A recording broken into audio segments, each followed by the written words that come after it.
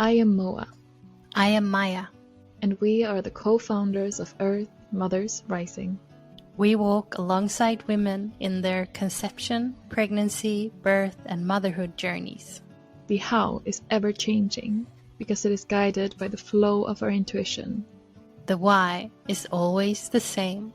When women come together to heal, magic happens. When women heal, we change the world.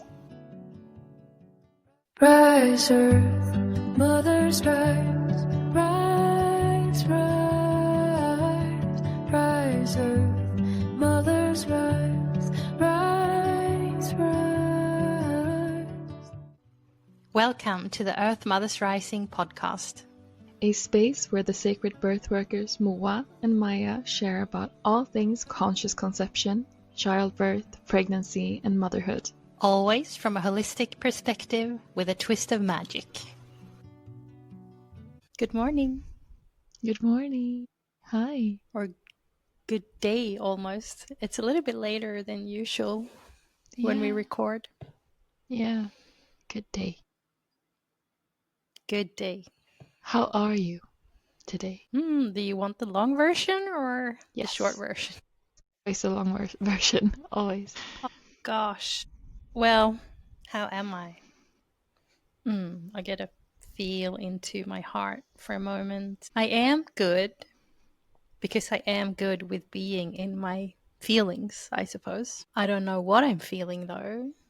I woke up first, I felt fine, and then suddenly I was standing here making my breakfast. My daughter was getting ready for daycare with her dad, and he was getting ready for work. And then we were going to say goodbye, and I was standing there feeling like, oh, I really need to cry. I have no idea why. And then I was like, I'm not even going to say anything. I'm just going to let them get ready and leave, and then we'll see. I'll brush it off maybe. But then I felt like, no, I need to communicate what I'm feeling. Because this is often my problem. I don't communicate what I'm feeling because of fear, I suppose, how it's going to be received. And also so often because I don't even know what I'm feeling, so I don't even know what to communicate. So then I'll just be quiet instead, and then I'll sit and write about it to myself and process. But anyway, I said, I feel like I'm about to cry. And he said, why? What's up? And he held me, and then that was like a catalyst. The tears finally came. Because just moments before I felt like I needed to cry, but I couldn't cry. You know that feeling when it's like you really, really want to cry, but you just can't? But then immediately I started crying, and I immediately felt it's all right. Everything is all right. I felt so held. It just like that heavy, almost anxious feeling I'd been feeling before just melted off, and I had to cry. And then they left. And then I sat here writing, as I always do every morning, and a lot of things fell into place.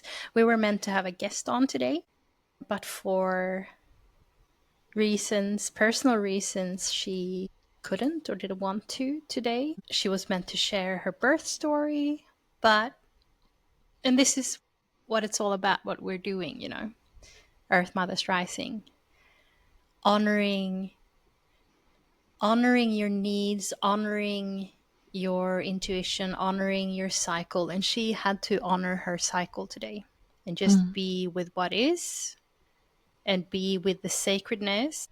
I don't want to, what's the word in English? In Swedish, it's like hänga ut någon. Like, I don't want to expose her. I want her to share this maybe next week when she does come on, if she wants to. But she wanted to honor her cycle today and honor her bleed and honor what she was feeling. And her sharing that felt like such a relief. And I felt so proud of her for actually being with that and daring to share that that's what she felt. Because when I was writing, I started reflecting on this, what it's mirroring within me. And it came up a lot of like guilt or shame, grief.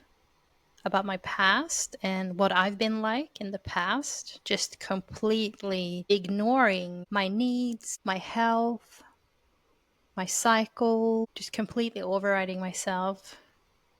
And when I say that I've been ignoring my health, it's more so I've had a very, very different perspective of what health is. And I've been someone to, say I've had really bad period cramps and really felt so out of it and so tired and like I really should just be resting and listening to my body and not train, not move. Instead, I've told myself to suck it the fuck up, go to the gym, push through, because you'll feel better afterwards. And sometimes that's true. Sometimes you do feel better. But very often it's just very hard to push through when you're on your period, especially the days leading up to it and like day 1, day 2 of your period. And it just makes me sad that I haven't had that knowledge, that wisdom to live in sync with my cycle and the understanding of how sacred that is.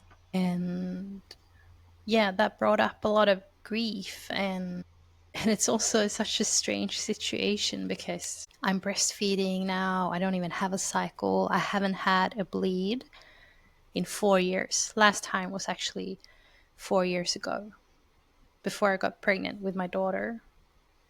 And then I've shared in, was it the episode, 2 episodes before this one, my journey with whatever happened to my cervix and that, and I didn't have a bleed. So I haven't experienced a bleed. So it's some kind of grief or sadness within me that now when I have all this wisdom, I can't even honor my cycle because I don't have a cycle at the moment. And it's not that I'm even longing to have a cycle because I want to be in the phase that I'm in. I want to be in this baby bubble, the breastfeeding, the postpartum.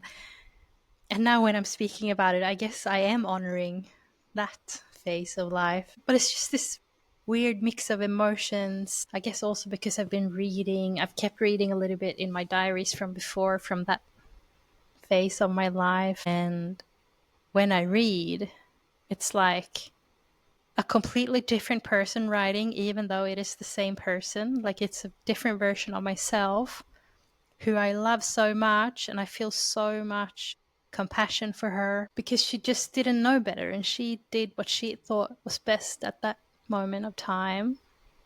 But I'm also I'm like being hard on myself as well. Like, how could you be so dumb? There's been so many moments I've been writing about in my diary where I've just pushed through, ignored my body wisdom, ignored my intuition, pushed through injuries, like really serious injuries. Like I broke my first rib, for example, and I just went straight to the gym the day after and trained. And me today would never do that. But in saying that, I noticed within myself that I still have those tendencies. I still have that inner dialogue of like when I actually don't feel like training,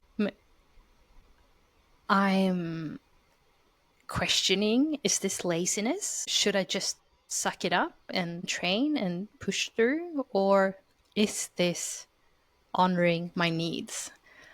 I'm still torn between what's what. Oh my gosh, this was a long share. I don't even know what I'm talking about anymore. And also I'll add that I didn't even know if I wanted to record today because I just felt like I don't know what to talk about.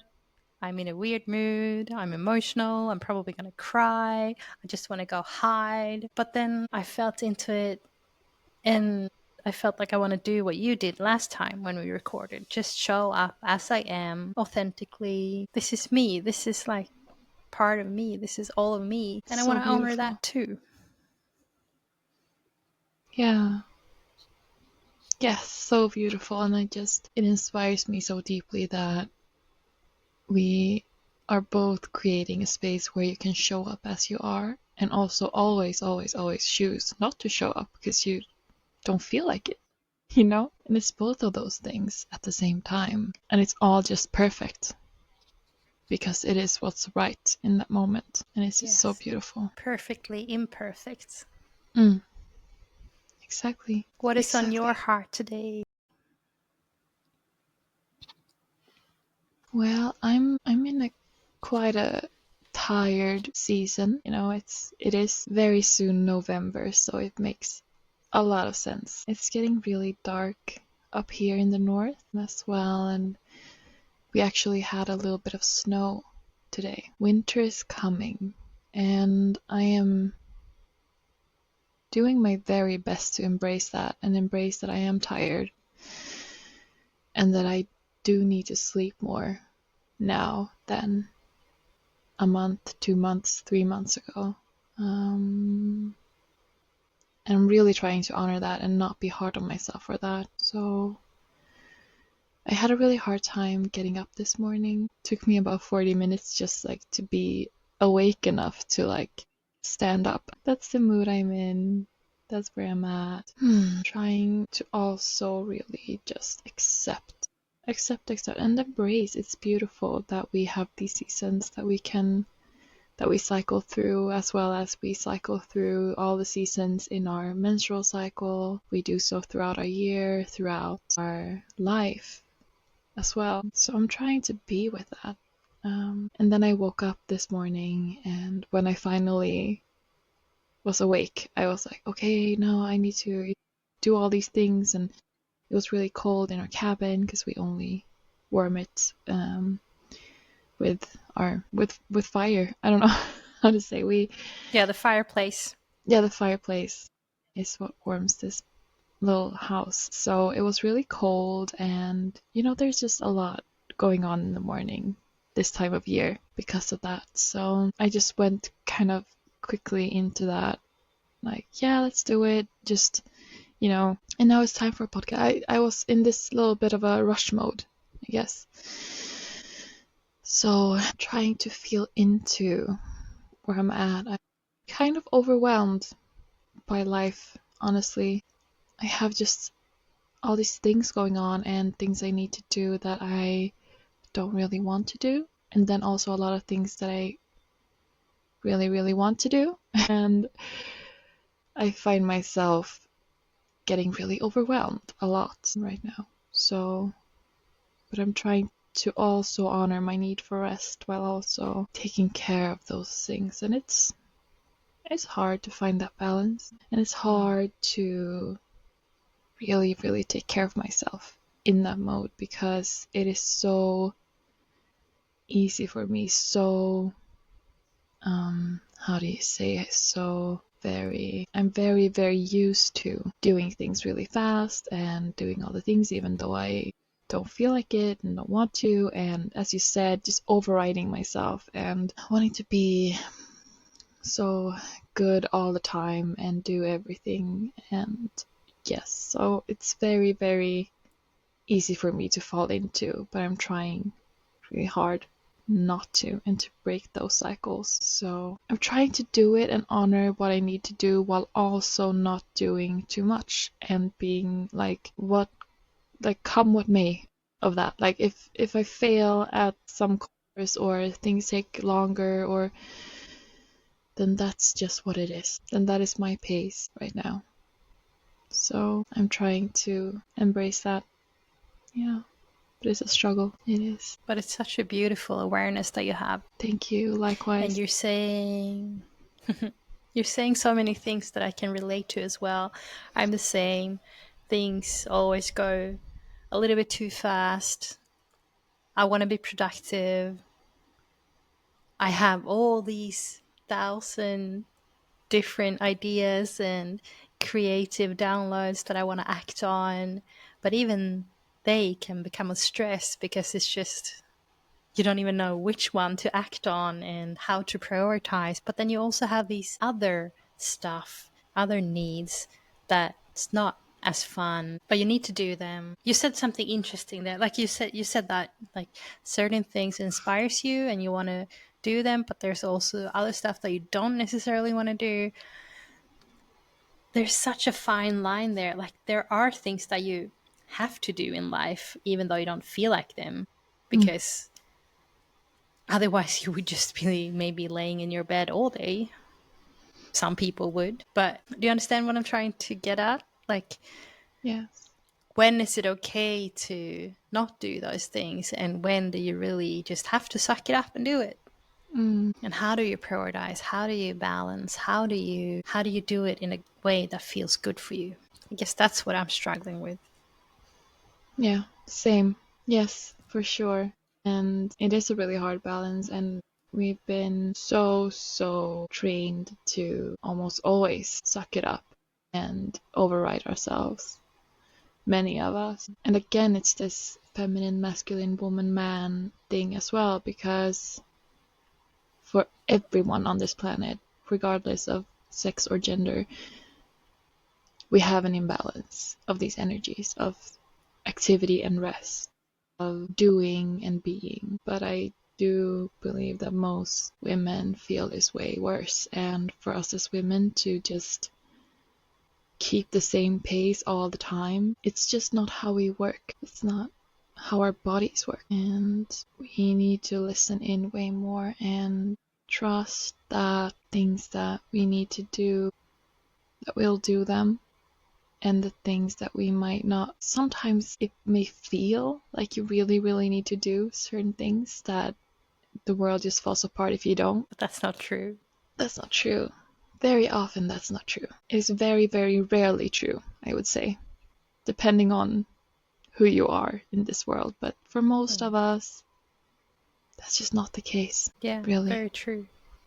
Yeah, but then also there's this like weighing, like, okay, what's the consequences of me not doing that? Okay, am I ready to live with them or not? You know? Yeah. Yeah. And that's so true. Like, so often those things that you think that you have to do, like, do you really? I mean, obviously you have to eat, you have to pay the bills, you have to at some point wake up in the morning. But I think that if you have a passion in life, and if you have a calling, and if you have a why, then those things are not hard to do because they feed into your why. Like, if you have a purpose, you're automatically gonna want to take care of your health and pay your bills and get up in the morning and do all those boring have tos as well. They automatically become something that feeds into your why and your passion and your purpose in life. I don't even know what I'm saying right now. I'm just getting this download that maybe what it's all about is finding your purpose, finding your passion, and if you're allowed to live for that, then everything else falls into place and works out. Maybe the problem is that most people, they don't actually do what they're meant to be doing, like what their soul and heart truly wants in life. But then I know there's going to be so many people that will say, well, everyone's not privileged enough to be able to do whatever they want or follow their heart. But that's just because of the, pardon me, fucked up society and world that we've created, I Yeah. think.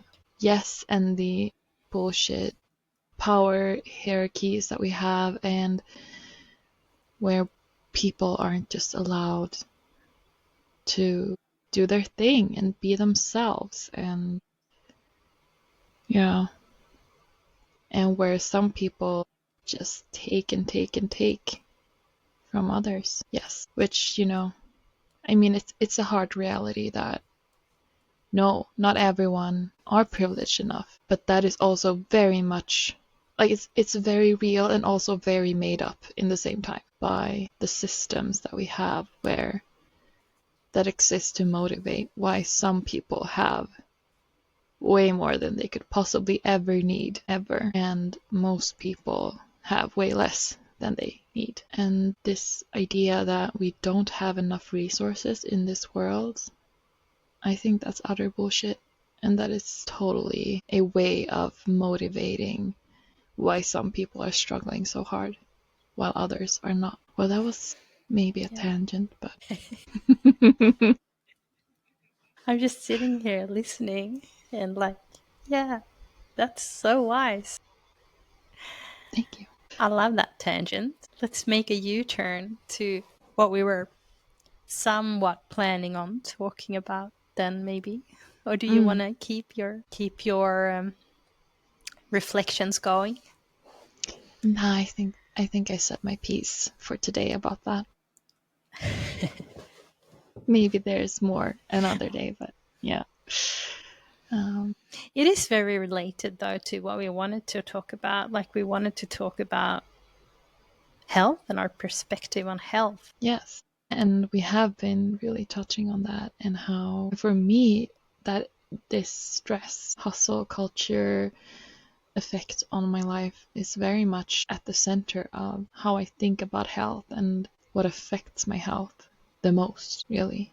So it's very on topic. And as women, we have such a strong determinator for our health. Like, it becomes very obvious for us if we are overriding ourselves, and that is our cycle. If our cycle isn't, give or take, 28 days. I hate saying this number because it's going to be very, very individual to everyone. But if you don't have a regular cycle, whatever regular means to you, if you're not regularly ovulating, then something's out of whack. Yeah. Then you are not resourcing yourself as you need to.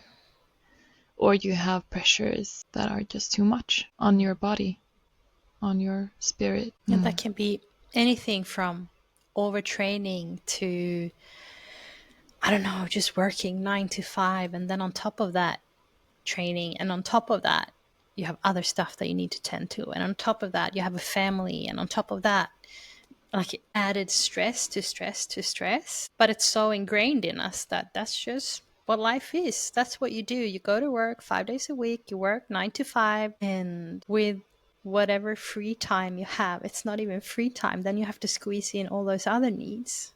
Yeah, and it's this rhythm that is just not conducive to having a moon cycle. We talked about this last time as well, that as women we cycle with the moon, or in the rhythm and pace of the moon, while as men they have a biological clock that is with the sun every day. And when we try to squeeze ourselves into that everyday rhythm, it's just too fast. Like, it is not in tune with who we are. No. And what we need. And we need to Our be vibe, able, our energy.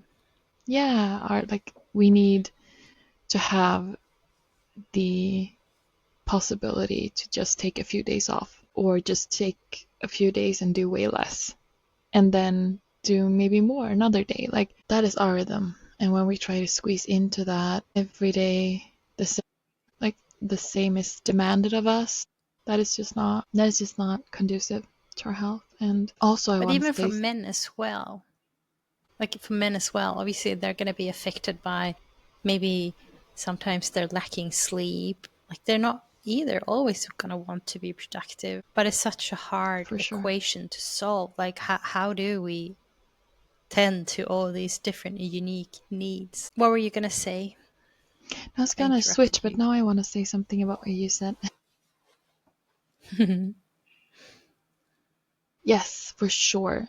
It's really not great for any of us. And also, like, our lives have seasons, and maybe you get sick, maybe someone close to you gets sick, maybe something happens, you lose someone, you go through a separation. Like, life gets hard sometimes, and when it's still always demanded of us to function in the same way in society, to like be and do and give the same amount every single day, or like out of 7 days a week. I mean, I think we're lacking community and flexibility there to be able to be, Community. You said something yeah, there. Community. Yes. and be like, hey, right now Like, this the family over here is going through this, let's help them, yes, yes, Yeah, yes. That's it. Community.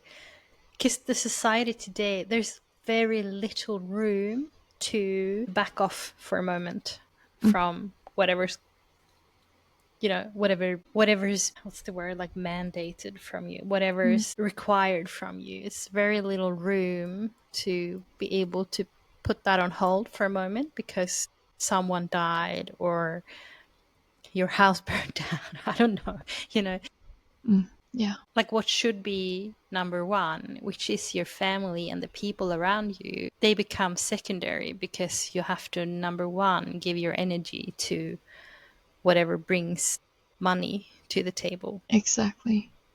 Yes. And also money, and then just the demands of needing to keep showing up all the time.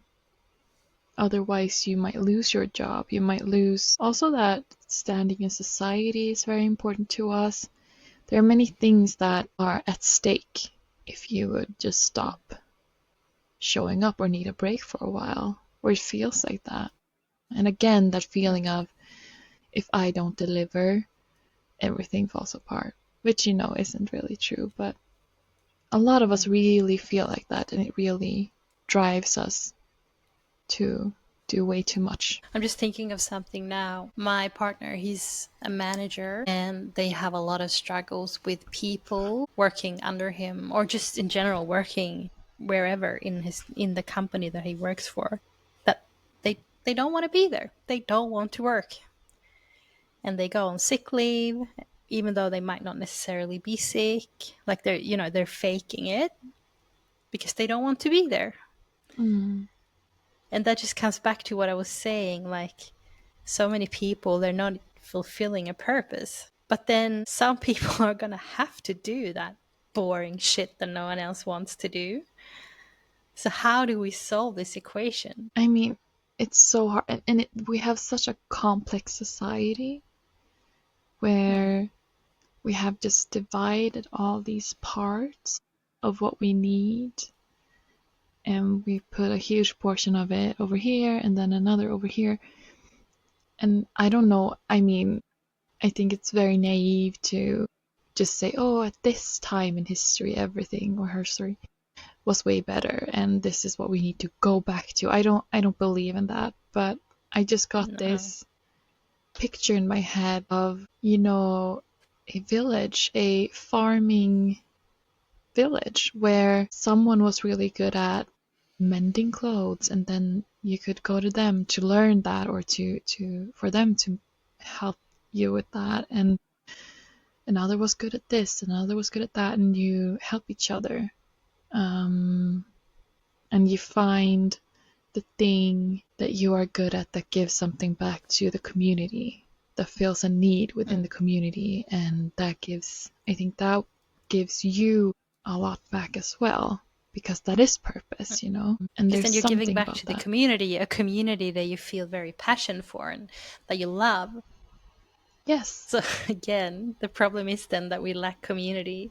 The problem is that maybe we're surrounded by people that we don't vibe with, or we're putting our hours of work into a company that you're just making money for someone else. Yeah, and you're not connected to the The purpose of why. that too. Yeah, exactly. I think there's a little lag now, but Yeah. yeah, maybe we're back now. Okay, yeah, when you're not connected to seeing what your work really does in the world, I think that takes away a lot of purpose and a lot of direction, and I mean, we get depressed by that, I think. Yeah. I'm just thinking, like, every single employment that I've had, or if I run my own business, which I've done previous to this as well when I was living abroad, I've always loved what I do. Hmm. But it came to a point where I realized that working full time, even though it is what I love doing, it's not working for me. What am I trying to say? I guess I was so conditioned to think that you have to work full time. Well, I came to a point where I didn't want to work full time anymore because, well, I was burning myself out, and it wasn't necessarily my work that was burning me out. It was all the other stuff that I also wanted to do that I didn't have time to do, or that I tried to squeeze in the little free time that I had. So me getting burnt out or injured, or wasn't necessarily because of my job. It was because of all the stuff adding up. Mm. And I realized I want to make room for other stuff that truly fulfills me. And especially now as a mother, like especially when I became a mother, I realized I do not want to work full time because I want to be spending quality time with my children. I don't want to be tired when I'm spending time with them. I Mm. want to have energy left. I want to have, like, firsthand, I want my energy to go towards them. And I truly think that if I'm able to work with what sets my soul and heart on fire, I work a little bit less. But when I leave work, I'm so energized and full of, creativity and inspiration. I'm full of that purpose. I'm full of knowing that I've helped someone, I've made a difference. So then when I leave, my cup isn't empty. It's actually spilling over, and I can spill that over onto my children. That's what I came to, I guess. Yeah. Yeah. Yes, yes, yes. And again, thinking of how we do like one job, most of us, like one thing, which of course entails a few different things always, but it's something weird about that as well. And that, I need to go to this place for all day, every day, and do pretty much the same thing. And that is just very off as well, I Insanity. think. Yeah. Yeah. And we contain different things, and we might have creative project that we want to pursue and learn more, and I think we need way more freedom to do that. And as you say, also way more time to just be able to there needs to be more time left in the day to explore these things and to feel into them. And work, for parents at least, need to be way more conducive to having children and to actually be able to work but also be present with your children, and maybe not have to completely out of being a parent for the full day, maybe like an hour here and there, but just create more flow between the different roles that we carry, if that I'm makes just sense. feeling, yeah, it makes total sense.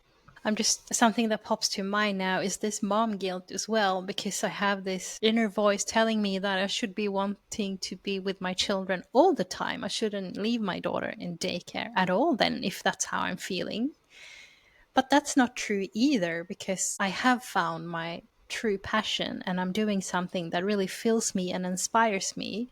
If I didn't have that purpose, I was, like, at least for me, this might not be true for everyone, but for me, I need somewhat of a purpose. Like, I need to have that purpose. I need to have that time making a difference in the world the way I feel like I make a difference. I need that also to be able to be present Mm. with my children. Yeah, that makes total sense as well. And again, if we come back to community, you wouldn't be constantly with your two children all the time in places where you live more in community.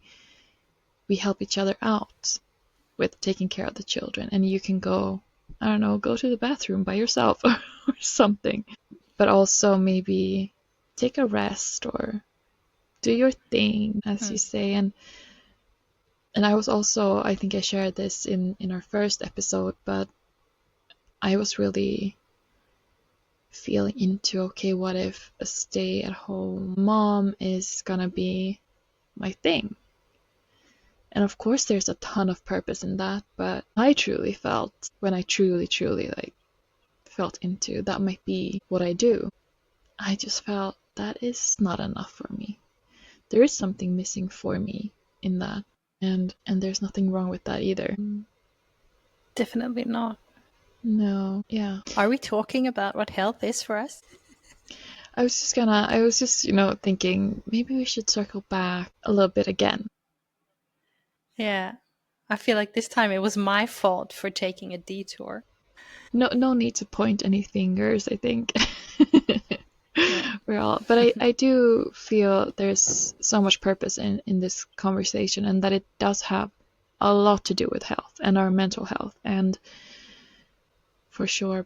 And I love also that this is what we're talking about when we are talking about health, because it's not, oh, should I eat this exotic berry, and how should my macros look? And we're talking That's about like, exactly what I wanted to come back to. Like, had you asked me, I don't know, 5 years ago, or let's say 10 years ago, my immediate answer would have been it's exercise and it's eating well.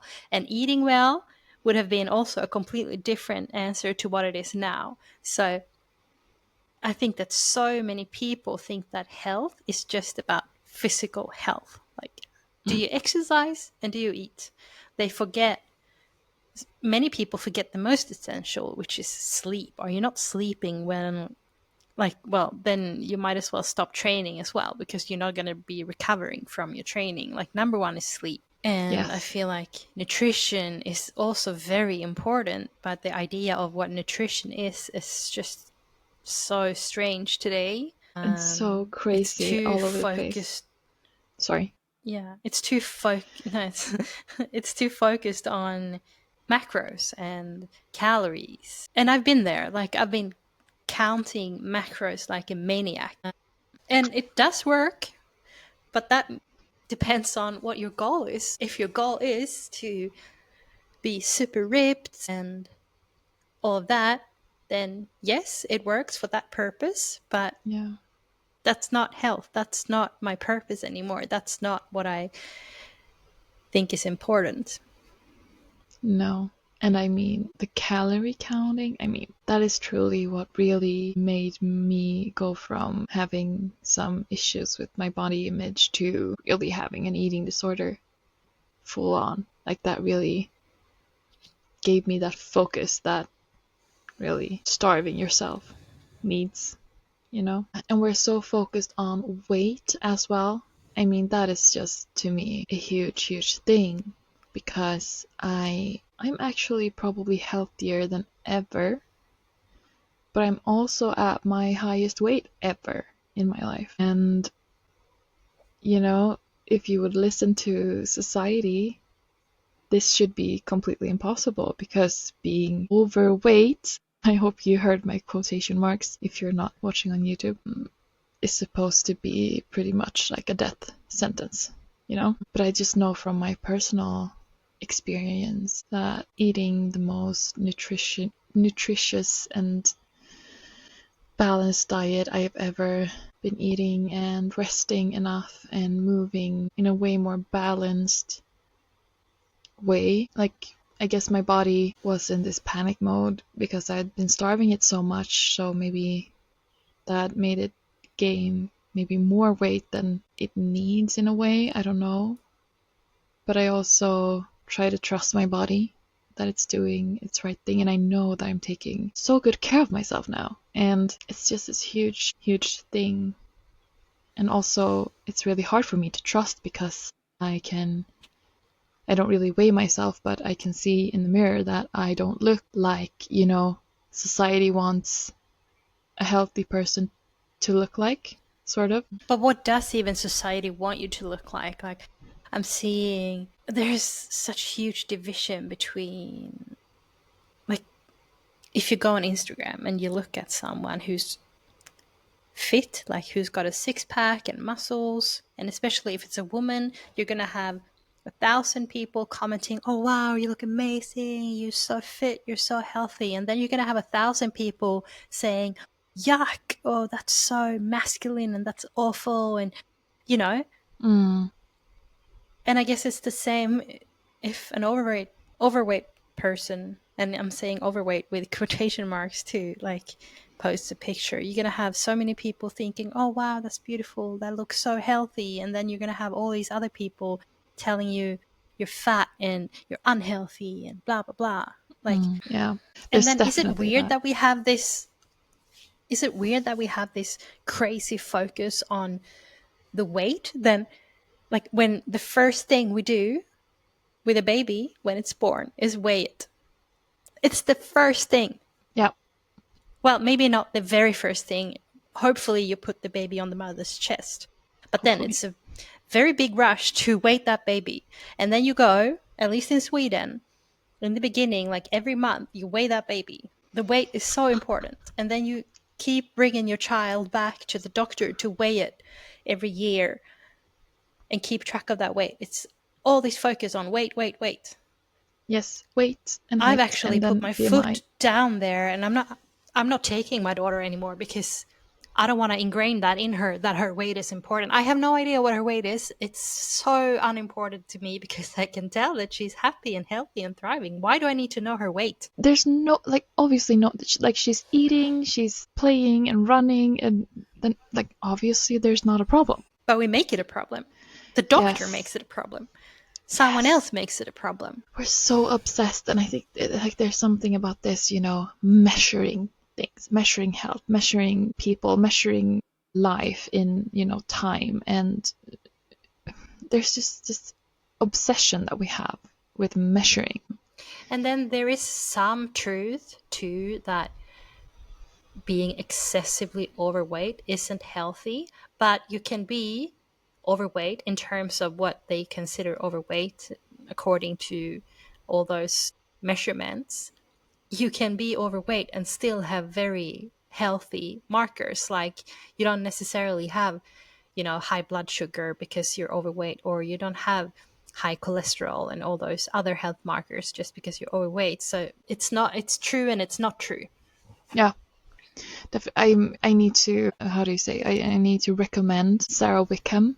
We can put links down below for you because she's awesome, and she has written this book, Plus Size Pregnancy. She just scrutinizes all the facts, and she's really, really, really good at reviewing science and understanding it and really taking away, okay, these are the actual risks. I recommend all her books. I've just read 2 of them, but she writes about this, and yes, in a way there is an association with being higher weight and having certain health problems, but like the vast majority of people being higher weight won't have those health problems, and it's not the actual weight that is the problem. It's the association maybe between having a certain lifestyle and That's it, lifestyle. yeah, exactly. And it can be that eating a certain way makes you gain weight, but there's also other things like stress in life that comes from socio-economical factors as well that affects your weight, and there's all these different things that makes it more likely that you will have certain health problems at a certain weight. But there are also things that are protective about having a certain weight, like you can weather a disease better if you have more, like a higher body mass index. I just hate that measurement of people. There's so many reasons to Yeah, it. I mean, look into it. according to that, I'm overweight. So I've always been. Even Which if I haven't is been, I've always been overweight. just, yeah. And almost like at one point, because I have been measuring this shit like in my teens, and it just kills me. I'm so mad about it. But like at one point I was kind of in a low range BMI wise, but I was, same here. My body just doesn't want to fit into that model, even if I was like obviously not in any kind of way overweight. Again, quotation marks.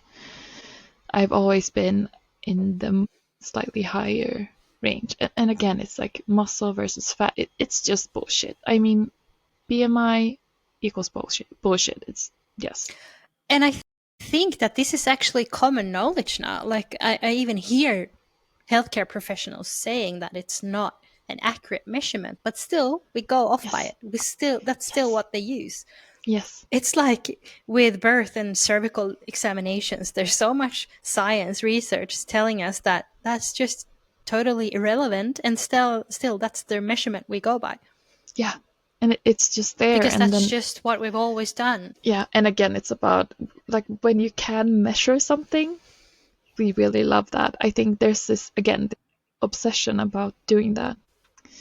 Numbers, which is very masculine. Yeah, it is. Very. But what was I saying? I was saying something. I kind of lost track because I got so mad about the BMI thing. You were talking about Sarah Wickham? Yeah, I just mentioned the higher BMI and then I just got off on this tangent. Yeah, but there are also actually some advantages to having a higher BMI. which is like everyone was just completely shocked and just, it's called the, what is it called now? Overweight paradox or something like that. It's called a paradox anyhow, because we're so it's so ingrained in us that being fat is so bad for you. But there are actually some advantages to it as well, and being underweight is a way more acute, no, not acute, It's more serious. It's way more But I can serious, speak to way more of that an, because I've been. I can speak to that because I've been there. I've been underweight, but according to BMI, I haven't been because I've had a lot of muscle mass. Mm.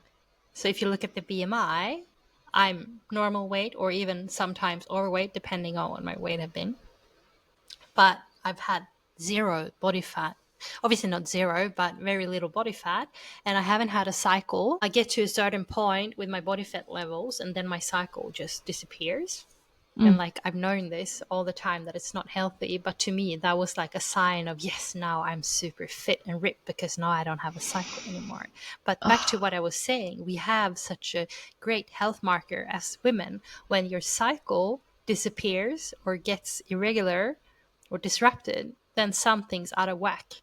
But no one's gonna bat an eyebrow if like a ripped muscular person comes into your doctor's office. They're not going to tell you, oh, you're too lean or you're too fit, you're too healthy, you're too, Yeah. And again, this is just, yeah, because I've been in times in my life when I've been quite thin. I've never been very healthy when I've been thin, that is for sure. And I just have this, I went to the midwife for, to get the pill prescription one time, and I didn't know my weight because I had been struggling with eating disorders. And I told her, and she was like, yes, but I can see that it's fine. And, no one was concerned about my health because I looked skinny, you know?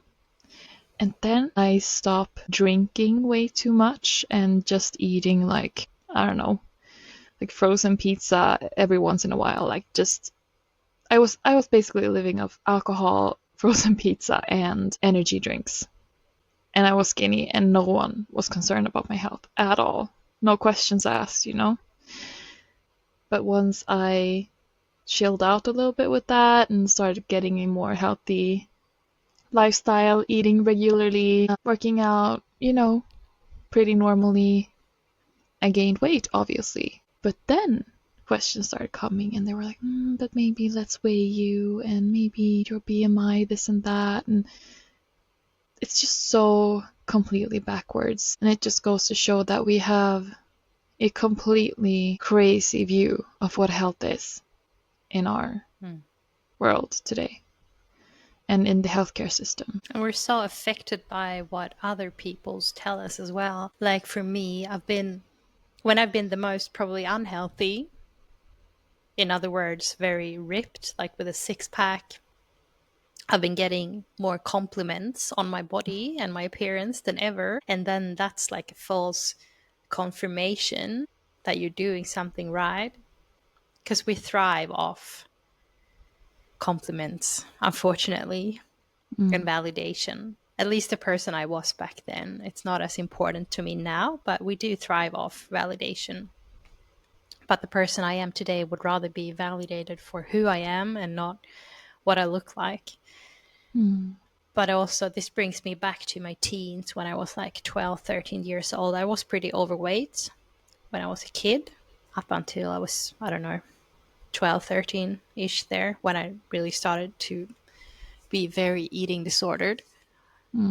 Everyone was reacting like, oh, wow, she's losing weight. And to me, that was like, yes, let's keep going, Let's keep starving myself. Let's keep sticking my fingers down my throat and throw up whatever I was eating. And people are feeding your ego to keep doing so. And they don't even understand or know what's going on. So I've become someone who's very careful with complimenting people's appearance, especially when it's in terms of weight, because you have no idea what's going on in that person's life and in that person's head. Yeah, that is so good and so wise. And I do believe that we need to stop perpetrating that thin equals good equals beautiful equals healthy. Did I just say skinny equals good equals yeah. Yeah. Yeah. And I'm trying to do that with myself as well, and just be like, hey, what if it's not this objective truth that being skinnier is more beautiful? What if there's beauty in how I look now? What if I can even not even just accept it and not think too much about it, which is kind of where I'm at really, but what if I can actually see the beauty in myself? And that was actually one of our very, very beautiful sisters in the mentorship gathering who said, because in a sharing, I shared very vulnerably about how I felt about my body, and she just said, well, she said many beautiful things, but she said that it's so beautiful that you can see the softness that I have on the inside, on the outside, and that just really touched me so deeply, and that I'm I just a love that. soft person, and yeah. And what if that's That beautiful? What speaks if? to me too. Hmm. It's something I've been telling myself, that I'm in my slow and soft era. Yum. Because for the first time in a very long time, I don't have abs anymore. And I'll be honest, I'm not yet fully comfortable with what I look like. But that is only true when I look myself in the mirror. When I stand there naked in front of the mirror and like consciously look at my tummy, like if you erase the mirror at all other times, I'm so happy. I'm so content with my life right now. I'm so grateful for the life that I'm living. I'm so happy being the person I am. I'm so happy on the inside. So in this, there's also that realization that I don't have abs anymore, but I'm also happier than I've ever been. I'm softer than I've ever been. Well, that's not true either, since I was overweight as a kid, but like now, later in life, like I'm softer than I've been in a very, very, very, very, very long time. And I'm also happier. Nothing on the inside has changed. If anything, it's just become better. Yeah. And I'm embracing my soft personality and that softie that I am. That is so beautiful. So, so beautiful. And I just got this echo coming in of like, oh, you're a softie. Like, you know, that would somehow be a bad thing. But I just feel softness is just so beautiful. So It's such a beautiful. compliment for me today. If someone tells me I'm a softie, I'm like, yeah, hell yeah, I'm a Hell softie. yeah. I know, right? Maybe that's what health is. If we're going to round up with what health is to us, it's softness, because softness means so much. Yeah, softness. I love that Embracing our conclusion. slow and soft era. Yeah, slow and soft. That is health to us right now. Yes. That is so beautiful. I'm getting chills. Beautiful. Yeah. So beautiful. When women come together to heal, magic happens. When women heal, we change the world.